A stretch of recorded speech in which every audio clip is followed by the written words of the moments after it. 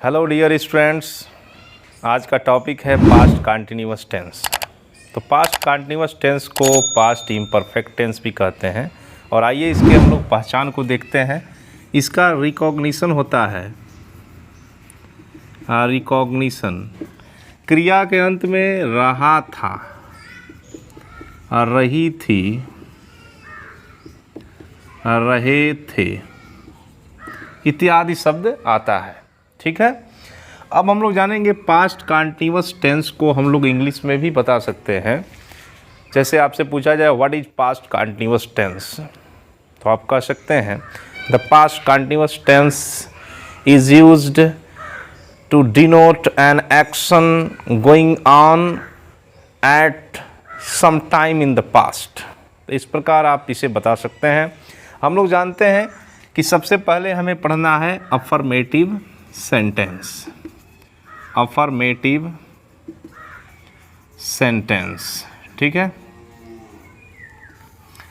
Affirmative sentence में आप लोगों को पता होगा कि रूल में सबसे पहले सब्जेक्ट आता है और इसके अंत में फुल स्टॉप आता है। ठीक है।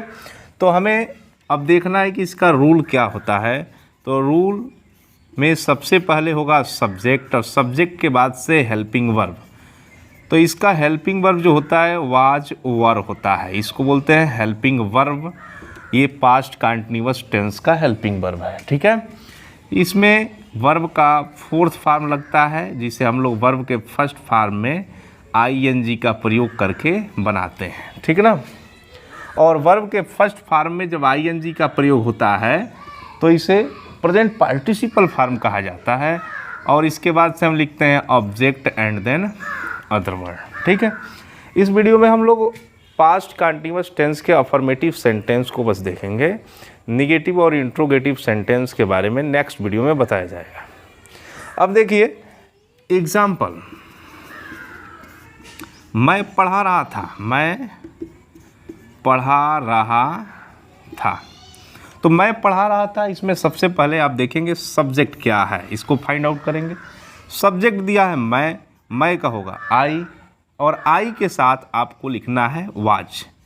आई के साथ वाज लिखना है, क्योंकि जितने सिंगुलर नंबर सब्जेक्ट है उनके साथ आप वाज का यूज करेंगे, और जितने प्लूरल नंबर सब्जेक्ट है उनके साथ आप का प्रयोग करेंगे। इसके बारे में मैं डिटेल्स भी अभी लिख दे रहा हूँ।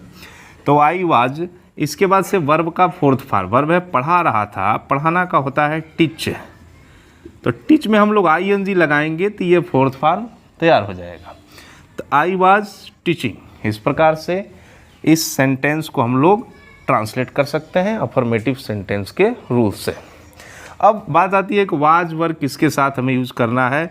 तो देख लीजिए यहाँ पर बता दे रहे हैं कि ही आएगा, सी, इट, आई एंड कोई भी सिंगुलर नंबर सब्जेक्ट आएगा तो इसके साथ आपको यूज करना है वाज। अगर we, they, you and plural number subject आएगा तो इसके साथ आपको यूज करना है वेयर। ठीक है। तो इस तरह से आप सब्जेक्ट जहाँ भी आएगा इसके अकॉर्डिंग आप वाज और वर का प्रयोग करेंगे। तो ये था पास्ट कंटिन्यूअस टेंस का अफर्मेटिव सेंटेंस। अब आपको निगेटिव और इंट्रोगेटिव सेंटेंस देखने के लिए नेक्स्ट वीडियो का इंतज़ार करना होगा। तो फिर हम जल्द मिलते हैं।